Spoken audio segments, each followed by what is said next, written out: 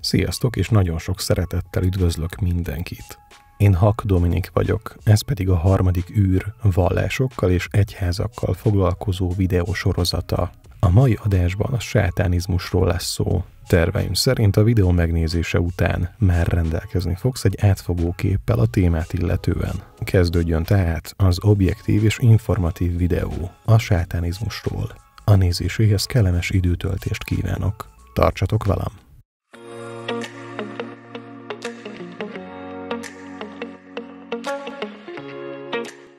A sátánizmus a legtöbb ember számára talán csúkiás alakok, orgiák és alaksorban végrehajtott véráldozatok sötét képét jeleníti meg.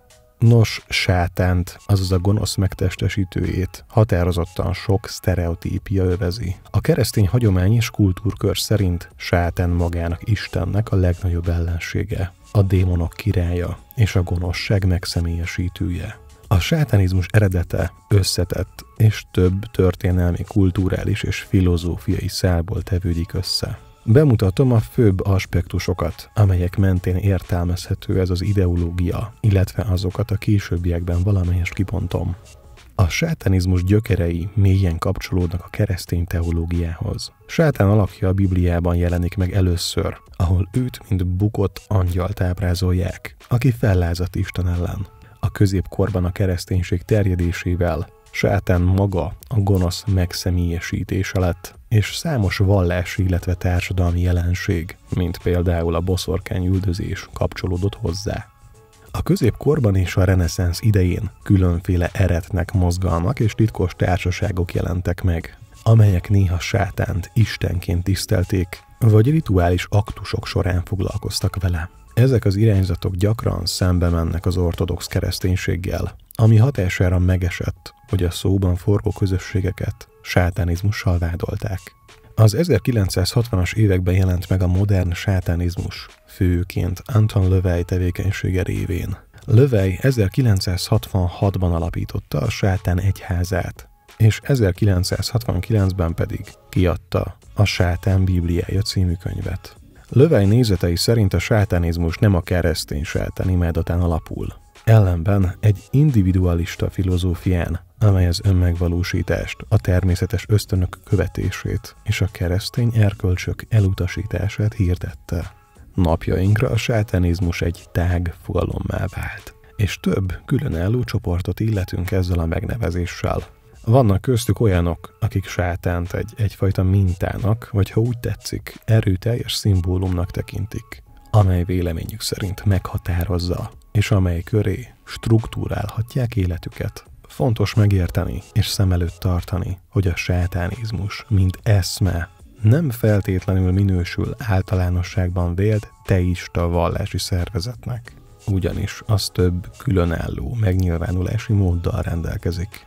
A jelenség, miszerint egy személyt vagy csoportot valaki sátánistának vádol, relatíven nagy múltra tekint vissza. Egy kevésbé híres példa egészen az előző évezred forduló környékén zajlódott. Ekkor ugyanis a templomos lovagokkal szemben, akik megszállták a Közel-Keletet a keresztes hadjáratok során, azzal a váddal éltek némelyek, hogy Baphometet imádják, sátán egy különálló megtestesülését, amely a 19. századra az egyedi megjelenésével, a kecske fejével és szarvaival vált ismerté.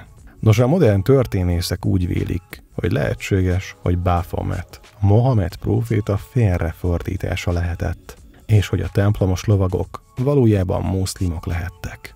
Avagy a templomos lovagok a keresztes hadjáratok idején térhettek meg, azonban erre az állításra nincs kézzelfogható bizonyíték. Nos, egy még ettől is hírhettebb példa a boszorkányüldözések. Ezek közül a kora-újkori számít a csúcspontnak. A boszorkányüldözések korszakai a következők voltak. Ott van a kora-középkori, a késő-középkori, a kora-újkori és az újkori boszorkányüldözések. A korszakok sajátossága, de legfőképpen a kora-újkori időben volt leginkább jelen az a kép, hogy a boszorkánysággal vádolt elsősorban nőket. Azzal is vádolták egyben, hogy imádják az ördögöt, és valamiféle egyességet kötöttek vele. Nos, a közelmúltban, az 1980-as és 90-es években az Egyesült Államokban és Nagy-Britanniában volt egy jelenség, amelyet sátáni pániknak hívtak. Ez egy egyértelműen szociológiai, erkölcsi jellegű jelenség volt, ami alatt nagyon-nagyon sok embert megvádoltak a sátáni imádattal, emberek gyilkolásával és gyermekek molesztálásával. Mindezt az ő nevében téve. Ezen körülmények között nem volt példátlan, hogy ártatlan embereket évtizedekre börtönbe zárjanak. Nos, kisebb emberellenes csoportok és a tárgyalt szörnyűséges korszakok ellenére nincs kézzel fogható bizonyítékunk arra, hogy sátán imádata globálisan, széles körben elterjedt és intézményesített vallás lett volna. Ehelyett tudhatjuk, hogy a sátánizmus mögött megbújó filozófia az egyéni individuum isteniességére és szabadságára összpontosít, ami keresztény értelemben véve szentségtelennek számít, és istenkáromló magatartást hordoz magában, azaz profán és blaszfém. A sátánisták általánosságban véve az altruista viselkedés helyett egoizmus gyakorolnak. A sátánisták számára sátán az emberiség szabad akaratának szimbóluma. Nem feltétlenül hisz minden sátánista az ördög keresztényi, tényleges megtestesülésében. Említettem már a sátán egyházát, amelyet Anton LaVey alapított. Ezt az első intézményesített és egyértelműen sátánimádatot osztó szervezetet 1966-ban alapították. LaVey úgy vélte, hogy a keresztény egyházak meglehetősen képmutatóak. LaVey az idő elteltével sok hasonló gondolkodású embert vonzott a szervezetébe, amely mindegy fél évszázad elteltével még mindig fennáll. Érdemes látni, hogy LaVey filozófiája nem egy egységes gondolatmenetre épül, amely magával hozta azt a jelenséget, hogy különböző mozgalmak és csoportosulások szakadtak le a szervezetéből. Ezen úgymond mellékágak között van többek között a Set temploma, amely 1975-ben alapult, illetve a sátáni templom, amely 2013-ban alapult. A sátáni templom tevékenységei leginkább az egyház és az állam közötti szétválasztás problémájára reflektál. Neki köszönhető többek között egy hatalmas Baphometet ábrázoló bronzszobor elkészítése, amelyet a Michigan államban lévő Detroitban állítottak fel 2015-ben. Jasper Argard Peterson, a sátánizmus szakértője kijelenti, a kortárs vallási sátánizmus a teljes értékű vallástól, a hagyományokkal, rituálékkal, közösségi életmóddal és hierarchiákkal, a megszorítások és az individualizmus filozófiájáig terjed. Dr. Jenny Reichtert, szociálpszichológus és Dr. James Richardson, szociológus szakértők a sátánizmust decentralizált szubkultúrának nevezik, nem pedig egy vallásnak. A sátánizmussal kapcsolatos viták és sokszínűség részben vagy egészben, tehát a filozófia irányzat sokszínűségének köszönhető. Vannak egyszerűen sátánisták, akik ateisták, illetve vannak sátánisták, akik valóban hisznek egy gonosz entitásban, mint a keresztény dualizmusában szereplő rossz megtestesítőjében. Őrá pedig egy követhető lényként hivatkoznak. Egyes szakértők ezoterikus sátánistáknak és racionalista sátánistáknak nevezik őket, szétválasztva a spektrumot két részre.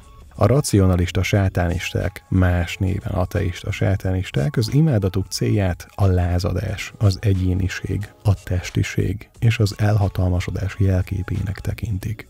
Ezek a csoportok nem egy valósnak vélt entitást imádnak, hanem egy tulajdonság halmazt, és az egyén, valamint a hatalmasság jelképét. Ezek a csoportok sátánista identitásukat az élethez való gyakorlati álláspontnak tekintik. Szerintük ez az önmegvalósítás egyedüli, nonkonformista útja. Az ebben a kategóriában lévő csoportok közé tartozik többek között a sátáni fórum és a sátán egyháza is. Azonban fontos tudni, hogy még a racionalista sátánisták csoportjain belül sem értenek a hívők mindennel feltétlen egyet, csupán azonos meglátásokkal rendelkeznek. Így bár például a sátáni templom is racionalista ateista, de határozottan elutasítják a mágia használatát, amelyet többek között Löwe is, a sátáni egyház alapítója és szintén racionalista ateista gyakorolt. Az ezoterikus sátánisták még mindig nem feltétlenül imádják sátánt, mint létező entitást. Azonban köztük túlnyomó részben találhatóak olyan csoportok, akik valódi lényként tekintenek rá. Egyes szakértők a szép templomát az ezoterikus sátánizmus példájaként említik. Az alapítója Michael Aquino azt állította, hogy a sátán az egyiptomi Szet isten képe valójában, akit az emberiség vezetőjének vagy tanítójának hitt. Az ezoterikus sátánista csoportok többnyire gyakorolják a mágia valamilyen formáját, és például a Szet temploma különbséget tesz a fehér és a fekete mágia között, illetve minden tagját arra ösztönzi, hogy váljanak a fekete mágia szakértőjévé. Az 1980-as és 90-es években morális pánik söpört végig az Egyesült Államokban, ami alatt az emberek úgy hitték, hogy a sátánisták nemzetközi összeesküvése véres rituális emberáldozatokkal tizedeli meg a lakosságot. A sátánistákat ekkor szexuális zaklatoknak, gyilkosoknak és elmekontroll gyakorlóinak hitték. Az 1988-ban megjelent Geraldo Rivera NBC Special on Satanism adásában a következők hangzottak el. A sátánizmus erőszakos és hátborzongató módon a szexuális rituálékra és kínzásra összpontosít, mondta a dokumentumfilm. Gyakran leereszkednek a legaljasabb bűncselekmények elkövetésére, a gyermekek szexuális zaklatására. Ezt megelőzően az akkor eluralkodó közpánikot részben az váltotta ki, hogy 1980-ban megjelent a Michel emlékszik című könyv.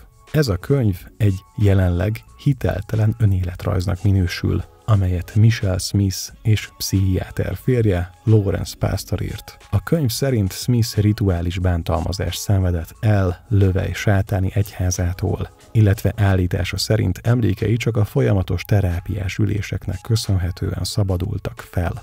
És bár a könyv tartalmát relatíve gyorsan megcáfolták, a szerzőnek vissza kellett vonni a kijelentéseit, miután Anton LaVey megfenyegette, hogy bepereli rágalmazásért. De mindhiába, ugyanis addigra már elterjedt LaVey rossz híre. Az 1970-es években mintegy 66 jogi ügyet indítottak emberellenes sátánista tevékenységre hivatkozva. Ezt követően a 80-as években 168 üggyel, a 90-es években pedig további 361 üggyel találkozhatunk. Ugyanezen okból kifolyólag. Könnyen tetten érhető, hogy ez az időszak, vagyis a 90-es évek volt a sátánista pánik csúcsa. Azonban ezek a félelmek egyértelműen sztereotípiákon és negatív, a médiának köszönhető torzításokon alapultak. A sátánizmus gyakorlata, az ördög imádása. A rendőrség szkeptikus volt ezeknek az eseményeknek a kivizsgálásakor, ahogy mi is, amikor jelentettük őket. De kétségtelen, hogy valami történik odakint. Idézet az 1985-ös The Devil Worshippers nevű televíziós dokumentumfilmből.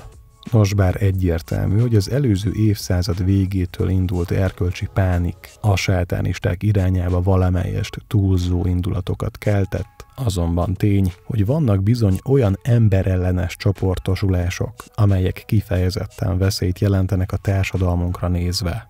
Példának okáért ott vannak többek között a Les Bestias de Satan heavy metal zenekar tagjai, akik egy sor rituális gyilkosságot követtek el 1998 és 2004 között. Gyakorlatilag nincs bizonyíték arra, hogy létezne egy globális összeesküvés a sátánisták között, akik szervezett formában gyilkolnának és válogatott szörnyűségeket követnének el.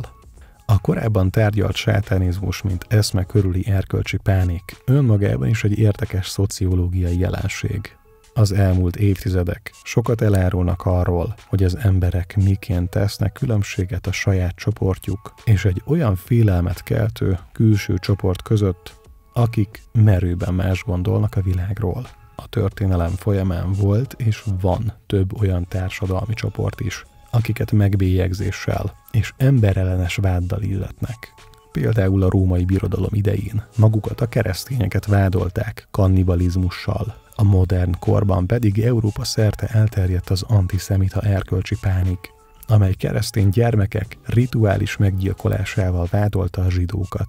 Ezek a vádak természetesen mind a képzelet szüleményei voltak. Gyűlöletkeltés eszközei, nem pedig a valóságra épültek. A gyermekáldozatokkal, pedofíliával és kannibalizmussal kapcsolatos vádak általánosságban, bizonyíték hiányában és a média negatív sztereotípiáiból születtek.